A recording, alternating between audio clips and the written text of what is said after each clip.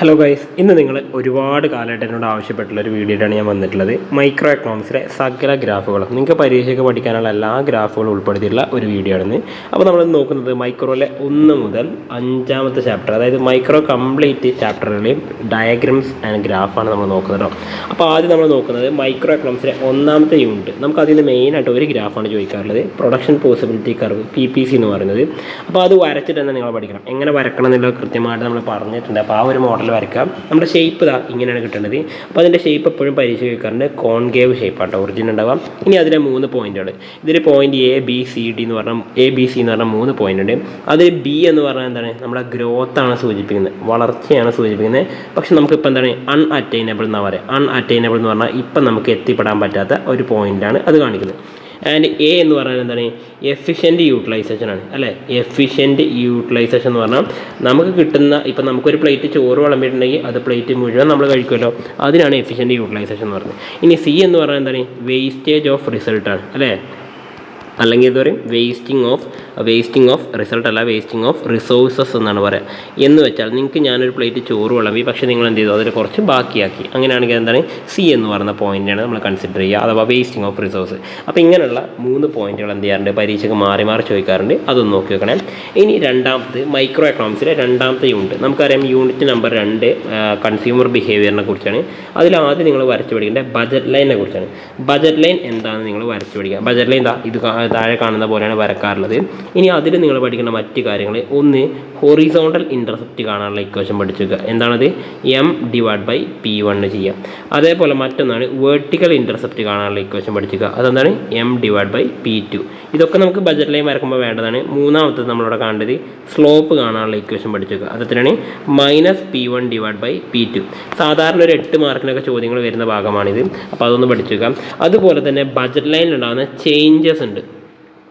Budget line 2 രീതി change ചെയ്യാറുണ്ട്. അതിൽ ഒന്നാണ് മൂവ്മെൻറ്റ് എന്ന് പറയും. മൂവ്മെൻറ്റ് എന്ന് പറഞ്ഞാൽ ബജറ്റ് ലൈൻ ചെറിയ മാറ്റങ്ങൾ. അത് വരാനുള്ള കാരണങ്ങൾ എന്ന് പറഞ്ഞാൽ പ്രൈസിലെ ചേഞ്ചസ് ആണ്. ഓക്കെ, പ്രൈസ് ചേഞ്ചുകളാണ്, അഥവാ സാധനങ്ങളുടെ വിലയിലുണ്ടാകുന്ന മാറ്റം ഉണ്ടല്ലോ, ഗുഡ് 1 ഗുഡ് 2 എന്ന് കൊടുത്തിട്ടുണ്ട്, അതിലെ മാറ്റങ്ങളാണ് അതിന് കാരണം.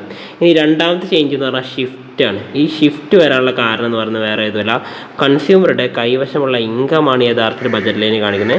അപ്പോൾ ആ ഇൻകത്തിലുണ്ടാകുന്ന മാറ്റം കൊണ്ടാണ് ഷിഫ്റ്റ് സംഭവിക്കാറുള്ളത്. അപ്പോൾ നമ്മുടെ ഗ്രാഫ് നോക്കുകയാണെങ്കിൽ ഷിഫ്റ്റ് ഇതാ ഇങ്ങനെയാണ് വരാറുള്ളത്. ഷിഫ്റ്റ് ഞാൻ വരച്ച് കാണിച്ചു തരാം. എന്താ ഇങ്ങനെ ബജറ്റ് ലൈൻ ഒന്നെങ്കിൽ മുകളിലേക്കോ അല്ലെങ്കിൽ താഴേക്കോ ആയിട്ട് എന്ത് ചെയ്യും, ഷിഫ്റ്റ് ചെയ്യാറുണ്ട്. അപ്പോൾ അതൊന്ന് വരച്ച് പഠിച്ചേക്കാം. ഇനി അത് പഠിച്ച ഒരു ബെനിഫിറ്റ് ഉണ്ട്, നമ്മൾ തൊട്ടപ്പുറത്ത് പഠിക്കാൻ വന്ന കോൺസെപ്റ്റ് നമുക്ക് ക്ലിയർ ആയിരിക്കും. അതാണ് ഞാനിവിടെ കൊടുത്തിരിക്കുന്നത്, ചേഞ്ചസ് ഇൻ ഡിമാൻഡ് എന്ന് പറയുന്നത്. ഓക്കെ, ഡിമാൻഡ് കർവ് നമുക്ക് ഓൾറെഡി അറിയാം.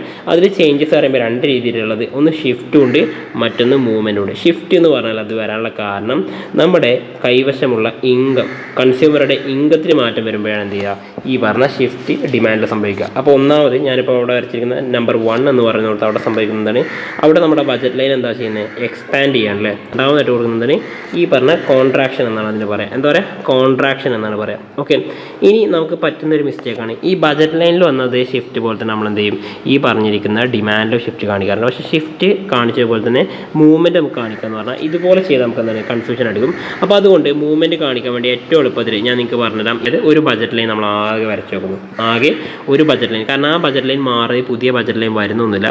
അപ്പോൾ ഒരു ബജറ്റ് ലൈൻ ഞാനിവിടെ വരച്ച് വെച്ചു. എന്നിട്ട് ആ സമയത്ത് ഞാനിവിടെ ആവശ്യപ്പെട്ടിരുന്ന ഡിമാൻഡും അതിൻ്റെ ക്വാണ്ടിറ്റി ഞാൻ എന്ത് ചെയ്യുന്നു, മാർക്ക് ചെയ്യുന്നു. നോക്കിയേ, ആ സമയത്തെ പ്രൈസ് ഞാൻ കൊടുത്തു, ആ സമയത്തെ ക്വാണ്ടിറ്റി ഞാനിവിടെ മാർക്ക് ചെയ്തു, Q എന്ന് കൊടുത്തു.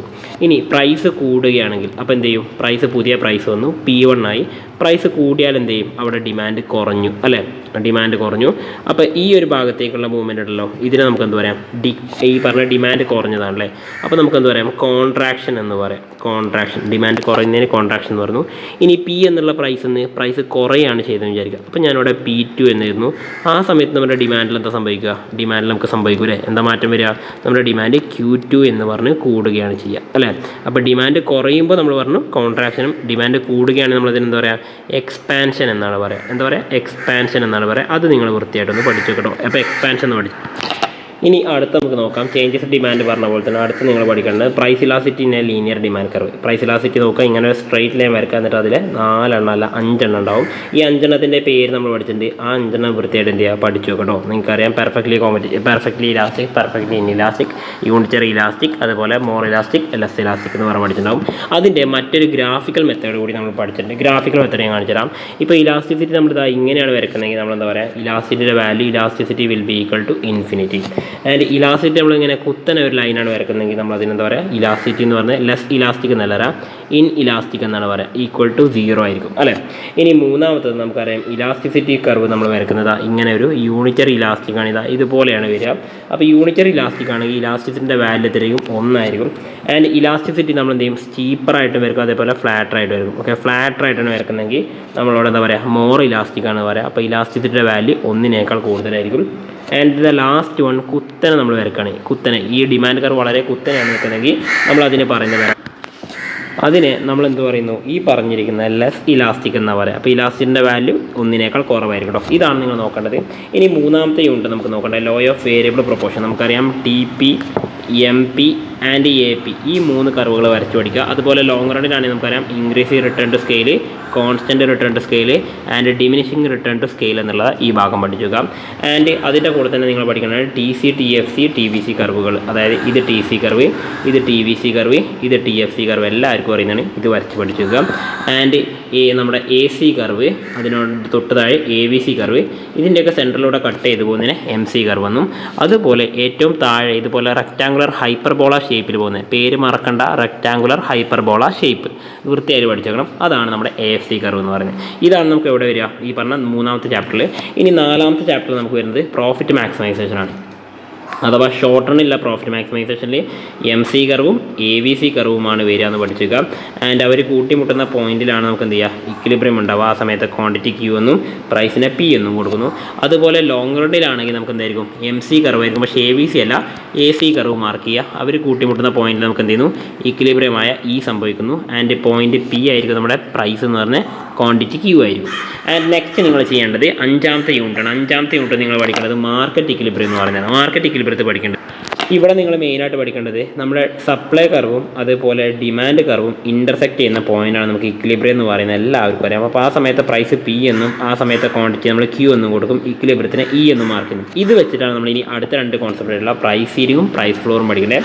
പ്രൈസ് സീലിംഗ് എന്ന് പറഞ്ഞു കഴിഞ്ഞാൽ ഇക്വിലിബ്രിയം പോയിന്റിൽ നിന്നും എന്ത് ചെയ്യുന്നു, പ്രൈസ് കുറയ്ക്കുന്ന അവസ്ഥയാണ്. ഇക്വിലിബ്രിയം പോയിന്റിൽ നിന്ന് പ്രൈസ് കുറയ്ക്കുന്ന അവസ്ഥയാണ് നമുക്ക് പ്രൈസ് സീലിംഗ് വരാം.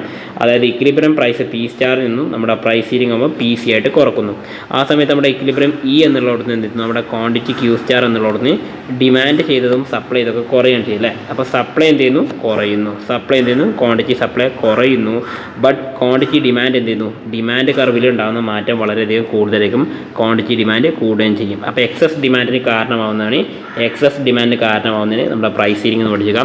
അതേ കേസിൽ പോലെ തന്നെയാണ് നമ്മൾ എന്ത് പറയുന്നത്, പ്രൈസ് ഫ്ലോർ പഠിക്കാനുള്ളത്. അവിടെ ഇക്വിലിബ്രിയം പ്രൈസിനെ P* എന്നും ഇക്വിലിബ്രിയം ക്വാണ്ടിറ്റിയെ Q* എന്നും ഇക്വിലിബ്രിയം പോയിന്റ് E എന്നും പറയുന്നു. ഇനി പ്രൈസ് അവിടെ ഗവൺമെൻറ് കൂട്ടുകയാണ് ചെയ്യുക. അപ്പോൾ എന്ത് ചെയ്യും, നോർമൽ നമ്മുടെ P ഫ്ലോർ അഥവാ പ്രൈസ് ഫ്ലോർ അവിടെ എത്തും. ആ സമയത്ത് നമ്മുടെ ഡിമാൻഡ് എന്ത് ചെയ്യും, ഡിമാൻഡ് നമുക്കവിടെ കുറയുകയാണ് ചെയ്യുക. ക്വാണ്ടിറ്റി ഡിമാൻഡ് എന്ത് ചെയ്യുന്നു, കുറയുന്നു. എന്നാൽ ക്വാണ്ടിറ്റി സപ്ലൈ ആ സമയത്ത് എന്ത് ചെയ്യുന്നു, നമുക്കവിടെ കൂടുകയാണ് ചെയ്യുക അല്ലേ. ക്വാണ്ടിറ്റി സപ്ലൈ എന്ത് ചെയ്യുന്നു, ആ സമയത്ത് നമുക്കവിടെ കൂടുകയാണ് ചെയ്യുക. അപ്പോൾ സപ്ലൈ കർവും അതേപോലെ ഡിമാൻഡ് കർവും വെച്ചിട്ട് നമ്മൾ എന്തിനാ ഇത് വൃത്തിയായിട്ട് പഠിച്ചോളും. ഓക്കെ ആണല്ലോ. അപ്പോൾ ഇത്രയും കാര്യങ്ങളാണ് കർവുകൾ നിങ്ങൾ പഠിച്ചത്. അപ്പോൾ നമ്മൾ ഏകദേശം എല്ലാ കർവുകളും നമ്മൾ കവർ ചെയ്തിട്ടുണ്ടെന്നാണ് എൻ്റെ വിശ്വാസം. അപ്പോൾ വീണ്ടും കാണാം. Happy learning all. ബൈ.